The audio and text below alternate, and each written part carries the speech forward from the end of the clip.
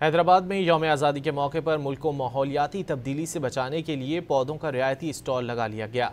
एक पौधा सिर्फ 10 रुपये में फ़रोख्त किया जा रहा है। लतीफ़ाबाद 6 नंबर में ज़्यादा से ज़्यादा दरख्त लगाने के लिए कम निर्ख पर पौधों की फ़रोख्त शुरू कर दी गई। बच्चों समेत शहरियों की बड़ी तादाद पौधे खरीदने स्टॉल पर पहुँच गई।